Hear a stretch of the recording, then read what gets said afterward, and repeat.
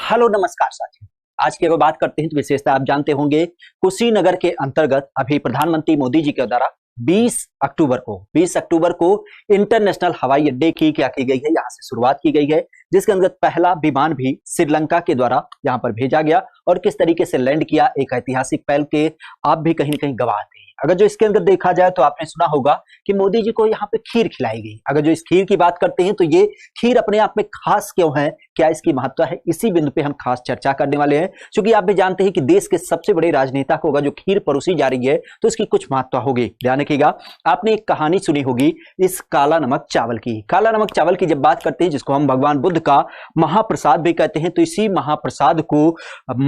यहाँ पे नरेंद्र मोदी जी को और नरेंद्र मोदी के अलावा खास करके जो हमारे राजनयिक के क्रम में बौद्ध धर्म के अनुयायी 25 और उनके अलावा जो 100 और सदस्य श्रीलंका से आए हुए थे, तो उनको क्या किया गया था, जब ये सारी सेरेमनी हो गई थी तो उसके बाद ये खीर परोसा गया। अगर जो इस क्रम की बात करते हैं तो इसके पीछे एक ऐतिहासिक घटना जुड़ती है। ध्यान रखिएगा, आप भी जानते हैं कि जब भगवान बुद्ध कठोर परिश्रम कर रहे थे, मतलब एक तरीके से कठोर तपस्या कर रहे थे, तो उस क्रम में आप भी जानते हैं कि इन्होंने खाने पीने को छोड़ दिया था। लेकिन संयोग की बात होती है कि एक सुजाता नाम की महिला, जिसको इसी हमारे यहाँ पे अगर जो देखा जाए तो इसी बौद्ध पूर्णिमा के दिवस में क्या हुआ था, इसको बच्चे की प्राप्ति हुई थी। तो इस कारण से इसका एक अपना उद्देश्य था कि जब हमें बच्चे की प्राप्ति हो जाएगी, पुत्र प्राप्ति होगी, तो हम वट देवता को क्या करेंगे, खीर खिलाएंगे, खीर चढ़ाने की बात करेंगे। और ये खीर चढ़ाने के लिए जब यहाँ पे जाती है तो देखती है एक महात्मा पर्सन, और उसे लगता है कि कहीं ना कहीं वट देवता, वन देवता अपने स्वरूप में आकर के यहाँ बैठे हैं उस खीर को खाने के लिए,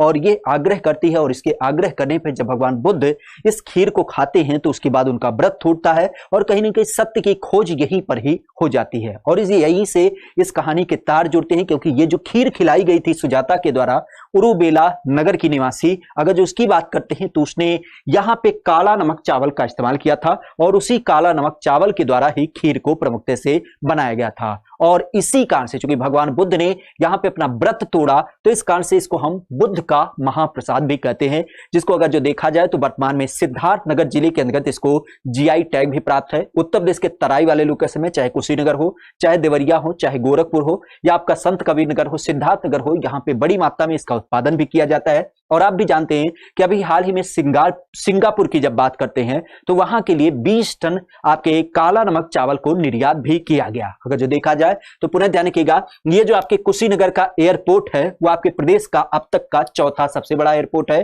ध्यान रखिएगा, तथागत भगवान बुद्ध की जब बात करते हैं तो इस एयरपोर्ट पे पहली बार जो विमान लैंड किया है श्रीलंका के द्वारा, उसमें जो धातु अवशेष थे, क्योंकि आप भी जानते हैं जब बुद्ध की डेथ हो गई थी तो 7 अलग अलग प्रांतों के राजा जो थे वो उनके अवशेष को लेने के लिए अपनी लड़ाई लड़ रहे थे, और इस कारण से जो वहां के बौद्ध अनुयायी थे उन लोगों ने उस पूरे पार्थिव शरीर के जो अंश बचे थे उसको 7 अलग अलग टुकड़े में डिवाइड कर दिया। और इसी क्रम में कुछ टुकड़े क्या हुए थे, आपके श्रीलंका में सुरक्षित थे, तो उसी के कुछ अंश क्या हुए हैं, श्रीलंका से पहली बार भारत लाए गए हैं। इस चीज को भी ध्यान रखिएगा, इससे इसके तार जुड़ते हैं। और अगर जो देखा जाए तो अब तक का देश का 29वें नंबर का एयरपोर्ट है, आपके उत्तर प्रदेश का ये चौथे नंबर का एयरपोर्ट है, जिसकी अगर बात करते हैं तो 260 करोड़ रुपए से और 579 एकड़ क्षेत्रफल में इसका पूरी तरीके से निर्माण किया गया है। और जिसके अंतर्गत अब जो कनेक्टिविटी पूर्वांचल की होगी, श्रीलंका, जापान, ताइवान, दक्षिण कोरिया, चीन, थाईलैंड, वियतनाम, सिंगापुर, इस तरीके से अगर जो देखा जाए तो दक्षिण पूर्व एशिया, जहां पे बौद्ध धर्म के मानने वाले अनुयायी होते हैं,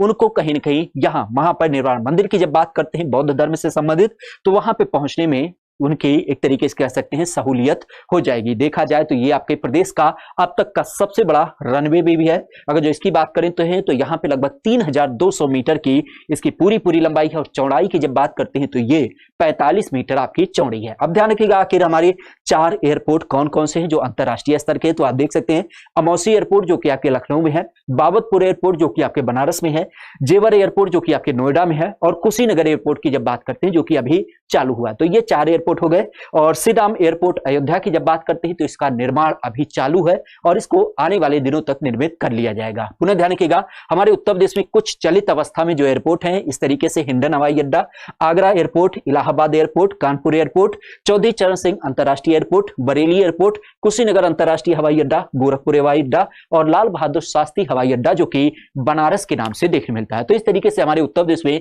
वर्तमान में चलित अवस्था में आपके ये हवाई अड्डे हैं। और ध्यान रखिएगा, जब मोदी जी यहाँ पे गए थे तो उन्होंने राजकीय मेडिकल कॉलेज कुशीनगर की भी स्थापना की है। इसके अलावा 7 अलग अलग और नए मेडिकल कॉलेजों की भी क्या किया है, इनके द्वारा स्थापना की गई है। पुनः ध्यान रखिएगा, अगर जो आप उत्तर प्रदेश के बारे में ऐसी ही और मनोरंजक और ज्ञानवर्धक चीजों की जानकारी प्राप्त करना चाहते हैं तो विशेष ध्यान रखिएगा, एग्जामपुर का ये जो मेन चैनल है उस पर आपके रोज रात को 9 बजे यूपी जीके के नाम से एक आपकी क्लास होती है, जिसमें अलग अलग तथ्यों को आपके ऊपर आधारित करते हुए यहाँ पे कुछ बिंदुओं को साझा किया जाता है। ठीक है, तो आज के लिए इतना ही। Thank you, all the best.